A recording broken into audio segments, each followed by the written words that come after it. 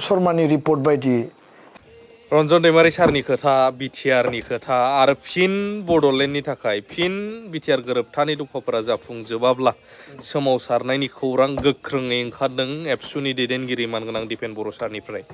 दा बर' रायजो राजाफ्रा बेनि सायाव मा सानो, मा सेन्टिमेन्ट दङ, जोंथ' फोरमायनांगौखौ फोरमायनानैल'सो होगोन। निस्सय बर' रायजो राजाया बेखौ मिथिनाया गाहामथार होननानै आं सानो।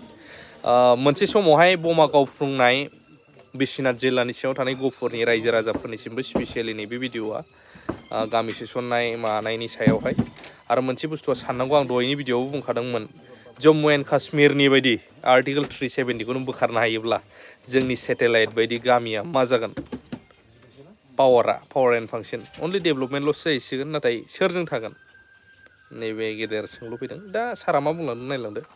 कुनु टाइम लिमिट थाया किन्तु खोथाया जाहैबाय जे जोंनि प्रायरिटिया 2020 नि उनाव दुलाराय बर' फरायसा आफादनि टप मोस्ट प्रायरिटि एजेन्डायानो जाहैबाय जे BTR एकर्डखौ इमप्लिमेन्ट खालामनांगौ। जेरैबायदि 2003 नि BTC सुक्तिनि उनाव हाग्रामा महिलारि बिथाङा पावाराव फैनायनि उनाव एबसुनि प्रेसाराथ' दङ जातीय संगठन आरो बे एकर्डखौ समर्थन होग्रा आफाद हिसाबै जिहेतु आन्दलनखौ ज' खालामदोंमोन किन्तु बै समाव एबसुआ सहि होआखै एबसुआ मानो सहि होआखै बेफोरखौ दा पलिटिकेल मोनसे कुइसनबो खालामो। खोथाया जाहैबाय जे एबसुआ एनादार टाइमनि थाखाय आलादा रायजोनि आन्दलन खालामनांगौ बेखायनो सहि होआखैमोन आरो बै समाव बुजाबुजिनि गेजेरजोंनो जादोंमोन। दा हाग्रामा महिलारिया माखासे एकर्डनि दफाखौ मावफुंबाय माखासेखौ मावफुङाखिसै माखासे आद्रा थाबाय। जों लुबैयाखै आरो जोङो मोनसे वाचडग बायदि नोजोर होनानै प्रेसार बिल्डिं खालामनानै गणतान्त्रिक भाबै जोंनि आवाजखौ जोङो प्लेस खालामदों आर्गुमेन्ट प्लेस खालामदों। इभेन जों बे लेभेलसिमबो बुंदों जे एकर्डआ टाइम बाउन्ड इमप्लिमेन्ट जायाबा एनादार टाइमनि थाखाय आन्दलन जागोन। आन्दलना जाहैबाथ' सेपारेट स्टेटनि थाखायनो जागोन क्लियार काट बेयाव खुनु लाखोमानाय सिखोमानाय गैया। दा जिहेतु मोनसे टाइम फ्रेम थायो दा बेखायनो जोंनि जि मोनसे कर्डियेल जि रिलेसन भारतनि प्रधान मन्त्रीखौ दाख्लै जोङो महोत्सबआव खाथियाव मोनबाय। बिनि सिगाङाव बिथाङा माने 7 फेब्रुवारि 2020 एकर्डखौ वेलकाम खालामनायनि जि सेरेमनि बिथाङा बाहागो लादोंमोन जेराव 8-9 लाख बर' हारिनि आरो गुबुन गुबुन हारि हारिसाफोरा बेयाव बाहागो लाफैदों। बे मोनसे आलादा प्रग्राममोन दाख्लैनिया मोनसे आलादा प्रग्राम। गिबि मन्त्रि बिथांखौ जोङो जथेस्थ' गुबुन गुबुन लेयाराव जोङो प्रेसार बिल्डिं खालामनानै जोङो दिनै बाध्य'आव बेखिनिखौ मावनो हादों।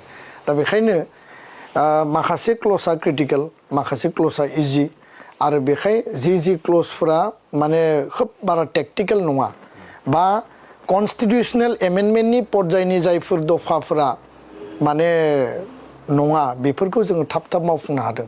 किन्तु संबिधानिक भाबै बेयाव माने गोबां क्लियारेन्सनि गोनां जायो माने लेजिस्लेटिभ डिपार्टमेन्टनि फाइनेन्स डिपार्टमेन्टनि बा गुबुन गुबुन डिपार्टमेन्टनि। दा बेखायनो माखासे क्ल'जआ जटिलताया ओंखारदों। ST हिलनि बेलायाव कार्बिया प्लेनाव ST मोननांगौ बर'आ हिलाव ST मोननांगौ बेथ' क्लियार काट बिथांमोनाबो लिरना लाबोदों एकर्डआव किन्तु बिथांमोननि माखासे सेक्सना दिनै बर'फोरखौ ST जाजानो बायो। दा बेफोर माने बाधाफोरा माखासेया दङ।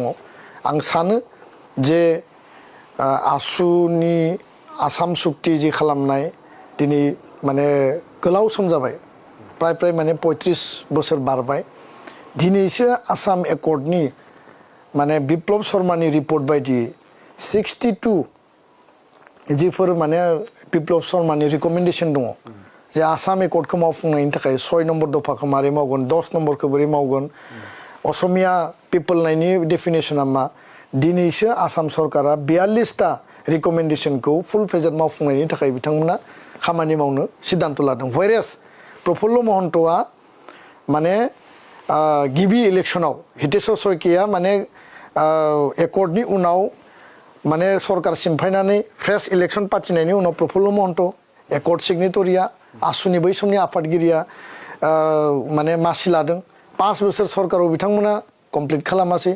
नेक्स्ट टार्माव हितेश्वर शइकिया फैबाय बिनि उनाव खेबसे आरो टार्म मोनबावबाय। दा गावनि सरकार गावनो खालामनाय सुक्ति बिथांमोना बै टाइमाव मावफुङाखै। कंग्रेसनि टाइम थांबाय तरुण गगैनि फैयै दिनै BJP नि सरकाराव जायफोरा सिगनेटरि नङामोन जायफोरा माने बे एकर्डजों बारा डाइरेक्ट थोंजों लिंक गैयामोन आइडिअलजिया आलादा पलिटिकेल पार्टी जातीय आफाद किन्तु दिनै डक्टर हिमन्त बिश्व शर्मानि सरकारा आसाम सुक्तिनि माने ए टु जेड बिथांमोना मावफुंनो थाखाय दारिकमा मावफुंनो थाखाय दिनै इनिसिएटिभ लादों दा बेखायनो जोङो नागाराखै नागारनायनि बाथ्रा गैया आसाम एकर्डआ जि डिले जादों बे डिले जानायखौ जों लुबैया जोंनि एकर्डआ टाइम बाउन्ड इमप्लिमेन्ट जानांगौ बेखौ लानानैसो जोङो फकास पइन्टआव खामानि मावदों आरो जोंहा बेयाव एसेबो माने मेंनाय आरो जिरायनाय गैया एकर्डआ इमप्लिमेन्ट जानांगोन आरो बिनि थाखाय सरकारखौ नारसिननायनि बेलायाव एबसुनाय माहारियारि आफादा जोङो थोंजोङै गोख्रोङै हाबा मावलांगोन